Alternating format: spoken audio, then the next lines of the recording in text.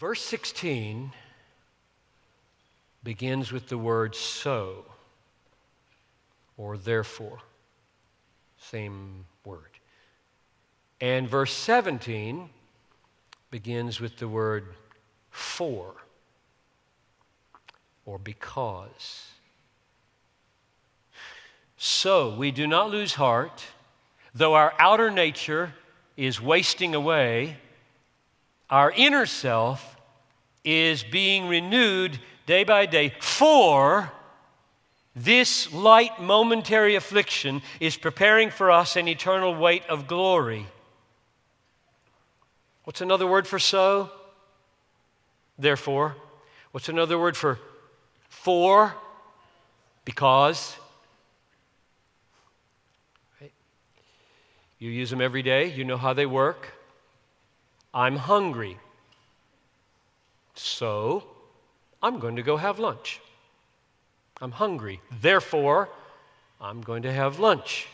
So my hunger is the reason, the ground of why I'm going to have lunch. And so I connect it with therefore when the reason comes before the action. But if you took the action and put it in front of the ground, or the cause, or the reason, you don't use the word therefore anymore.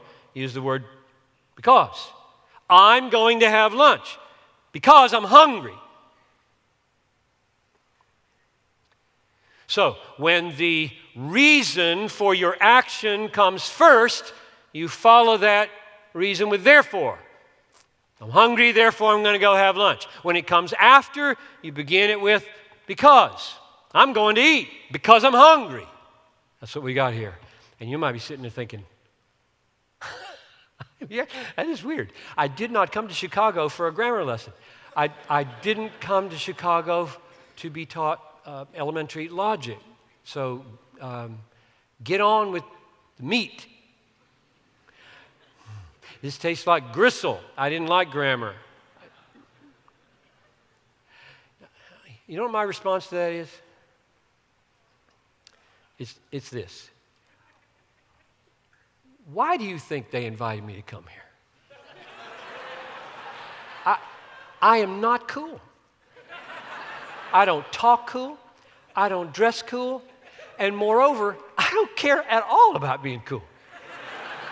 I'm not tempted to wear the right... I kind of...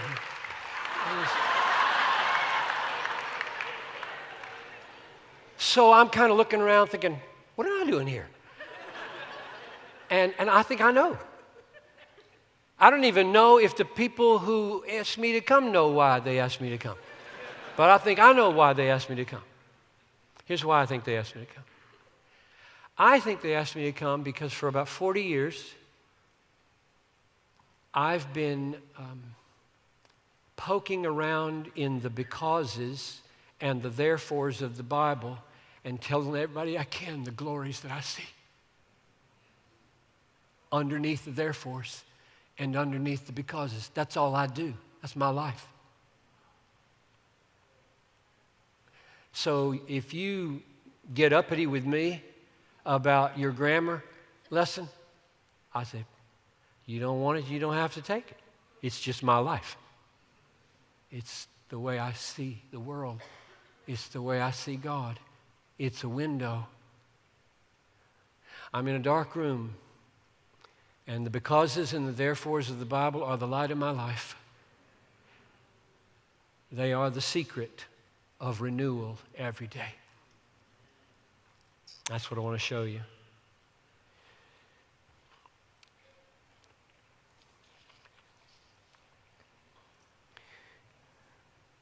I think what the churches need, what discipling needs, is for preaching and teaching that deals with the words of the text and tells people why they're there. That's what I think the world needs.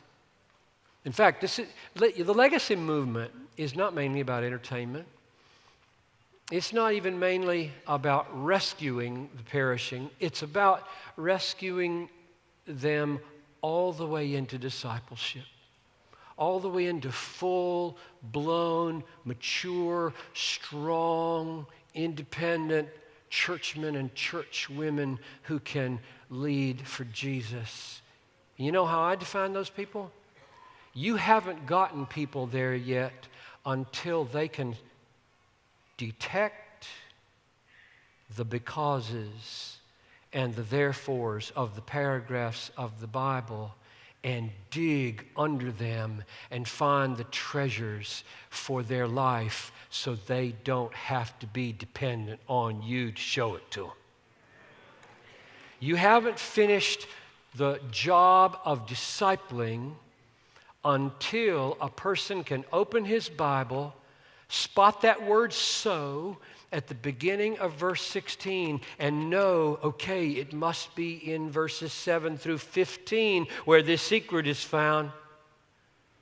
I'm going to go there. I'm going to find it. Then I'm going to teach some kids what I saw. That's all I've been doing. And they notice the "for" or the "because" at the beginning of verse 17, and they say, oh, 17 must have some more of the secret in it. And I'm going to find it. I'm going to write it on a few pieces of paper. I'm going to tell somebody what I saw. That's what discipleship is. And if you don't think it's that grammatical, you don't get it. You don't get the fact that God inspired a book, not a video. He inspired a book. And the book is made up of sentences and paragraphs and words, and they're connected certain ways so that they have meaning from God Almighty into the brains of human beings. He could have done it another way, and He did it this way. We're stuck with having to teach our kids, read. I think the main reason you teach kids how to read is so that they can have the book for themselves. They don't have to be dependent on anybody else.